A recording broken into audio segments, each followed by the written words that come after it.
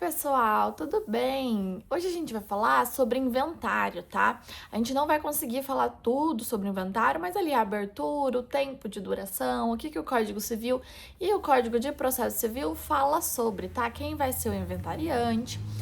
E é isso. Bom, então vamos começar lá com as disposições do Código Civil. Artigo 1796 do Código Civil fala que para abertura do inventário a gente vai ter um prazo de 30 dias, tá?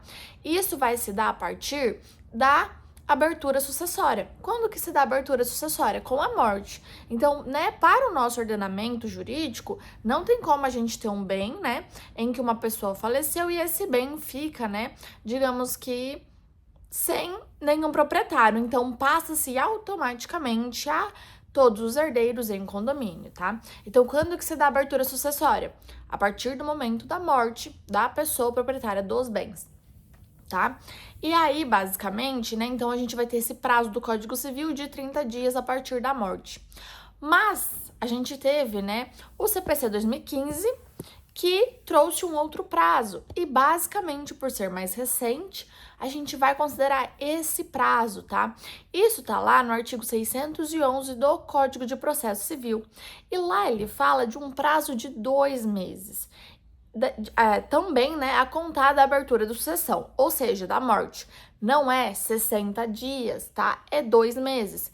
Pode ser 60 dias? Pode até ser, especificamente naquele mês 60 dias, tá? Mas quando a gente fala em meses, então não são em dias mais, tá? Então a gente não conta mais em dias, contamos em meses devido ao CPC, e aí tem relação com a LINDB mesmo, né?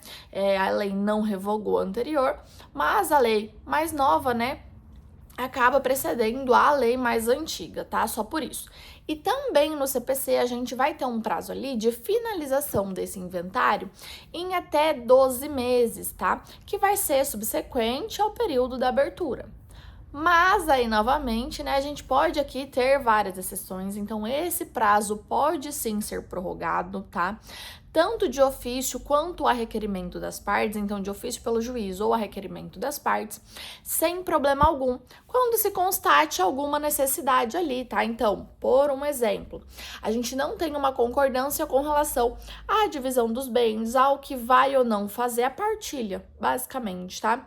Ou temos ali alguns documentos travados, também vai passar do prazo e sem problema algum, tá? Isso não é questão.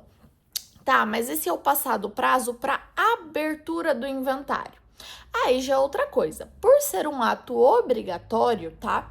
Eu ainda assim vou precisar abrir. Não quer dizer que eu deixei transcorrer 2 meses, não abro mais inventário e acabou, tá? Muito pelo contrário.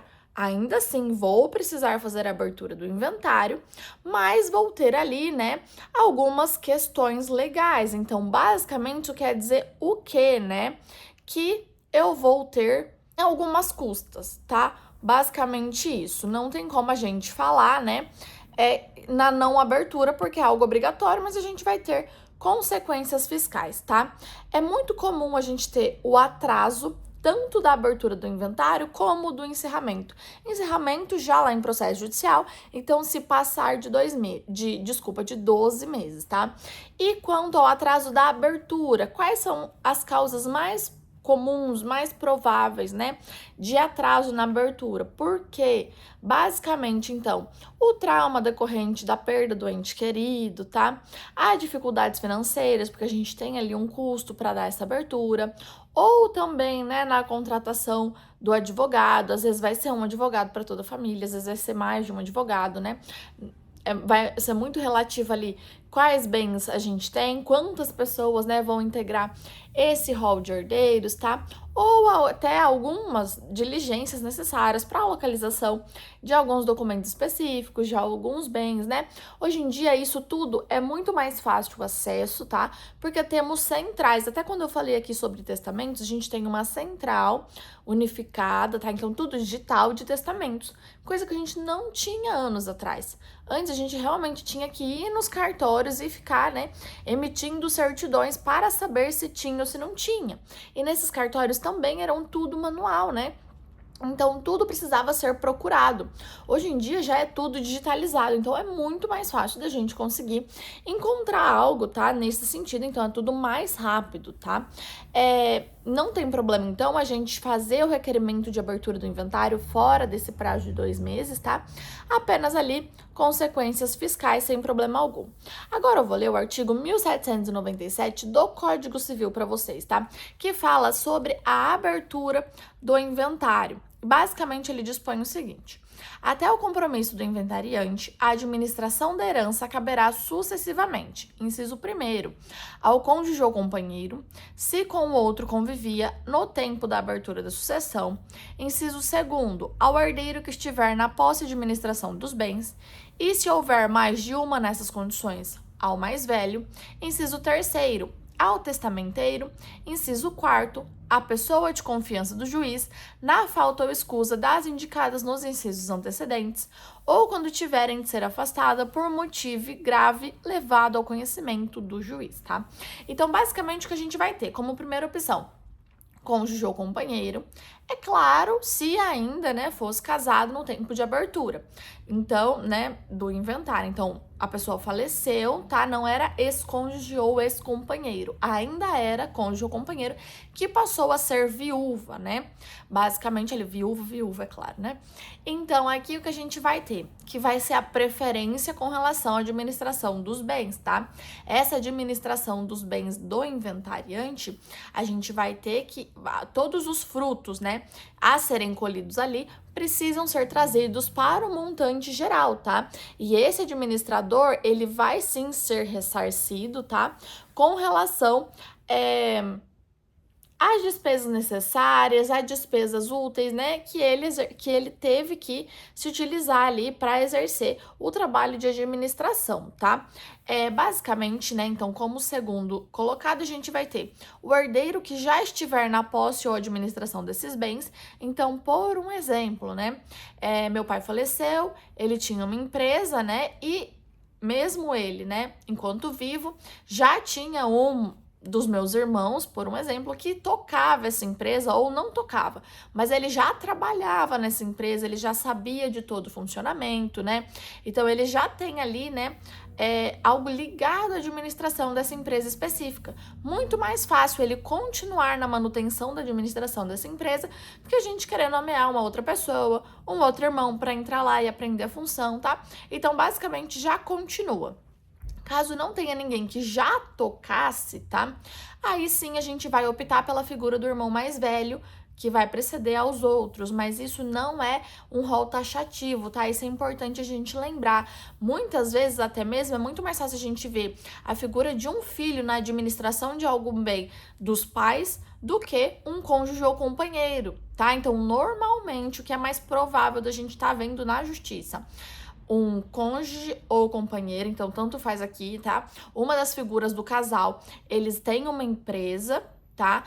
Que faz ali o acompanhamento, e dentre os filhos tem um que trabalha na empresa em alguma função mais administrativa, ou às vezes até mais de um filho trabalha nessa empresa, tá? E basicamente o outro do casal nem trabalha nessa empresa, tá? Isso é o mais comum. Então, pode ser que o filho venha preceder esse cônjuge ou companheiro sobrevivente? Sim, sem dúvida nenhuma, tá? Não é um rol taxativo. Muito mais fácil quem já está na administração continuar essa administração para que ocorra de maneira uniforme, linear, a pessoa já sabe tudo que ali acontece, né? Dei aqui o exemplo de uma empresa, tá? Mas não necessariamente pensem só nisso.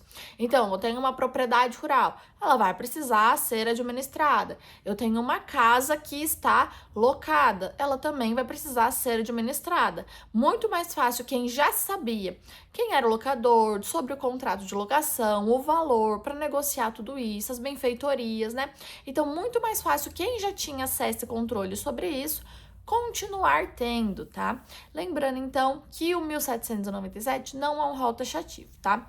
Aí, o inciso 3º fala ali ao testamenteiro, tá? Esse aqui é aquela pessoa, né, que fez o testamento, que sabia da existência do testamento e que vai incluir ela aqui dentro do processo de inventário, tá? Então, lembrando que eu ter um testamento não exclui eu abrir, eu fazer a abertura do inventário. Basicamente, o testamento, né? O inventário é uma figura obrigatória dentro do direito civil a partir da morte, tá? E aí, o testamento não é obrigatório, ele vai integrar, né, o inventário, tá?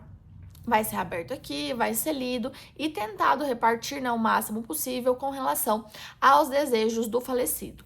Por que o máximo possível? Porque quando a gente teve aula de testamentos, a gente falou sobre isso. O mais comum é que as condições financeiras, tá, se alterem no decorrer da nossa vida. Então, muito provavelmente a gente vai ter uma alteração. Pode ser para mais, pode ser para menos. Isso não é questão, tá? Mas pode vir a alterar. Outra coisa, lembra lá que testamento não é só sobre bens, tá? Financeiros. Então, a gente tem outras disposições que falam, né, também o testamento, que o testamento também versam. Então, por isso, né, a importância aqui, né, de estar se fazendo essa leitura e ver o que vai caber ou não. Por um exemplo, pode ser que no momento da abertura do testamento a legítima venha se alterar. Então, quando a pessoa escreveu o testamento, respeitava a legítima, estava tudo certo. No momento do falecimento, a legítima se alterou, tá? Então, aí vai ter que ter ali, né, uma proporcionalidade com relação a isso também, tá? Basicamente é isso então, mas lembra que o inventário é figura obrigatória, não tem como a gente se excusar de abrir o inventário, tá? Com relação então, se a gente tiver, por um exemplo, uma herança jacente, quem vai ser nomeado, tá? Aí ali como quarto, né, colocado vai ser alguém de confiança do juízo, tá? Que aí vai ser a última, vai ser como se fosse uma exceção, vai ser a última possibilidade. A gente tem as outras três que vêm primeiro, sem dúvida nenhuma. Mas quando a gente fala de herança jacente, aí ela já não é a última possibilidade, ela é a primeira. Por quê? Porque a gente não tem ninguém conhecido. Se a gente tivesse algum sucessor conhecido, essa herança não seria jacente, não é mesmo? Então, nesses casos de herança jacente, a gente já teve aula aqui no canal falando sobre herança jacente, herança vacante, tá? Nos casos de herança jacente, o administrador, ele é automaticamente, tá? Vai ser nomeado pelo juízo, ele vai cumprir os mesmos requisitos de todos os outros, precisa ser pessoa de confiança, precisa fazer a prestação de contas, precisa trazer todas as benfeitorias, tá? E ficar demonstrado para ser ressarcido por isso, tá? E também todos os frutos vão ser integrados ao montante principal a ser partilhado, sem dúvida nenhuma. E aí, né, isso vai passar para os futuros sucessores, ou se ela for, então, declarada vacante no tempo, né, necessário, e aí ele deixa de ser o administrador. Então, é isso. Lembrem que a aula aqui não dispensa a leitura do Código Civil, principalmente, tá? Lembrem aqui o que é importante é que o CPC 2015, ele alterou o prazo para dar início, tá? E ele também coloca ali um prazo de término, que o que antes a gente não tinha, com relação à abertura do inventário e término do inventário, tá? Então, a gente vai acompanhar o prazo do Código de Processo Civil por ser de 2015, tendo em vista que o Código Civil é de 2002, tá? Pelo menos até o momento, né? Estamos esperando aí uma atualização. Talvez nessa atualização o prazo já seja, né, compatível com o do Código de Processo Civil, tá? Mas até o momento a gente está nos utilizando, né, do prazo de 2 meses. Aí lembra, 2 meses não são 60 dias, tá? Então essas são as disposições mais importantes com relação ao inventário. É isso por hoje, até mais!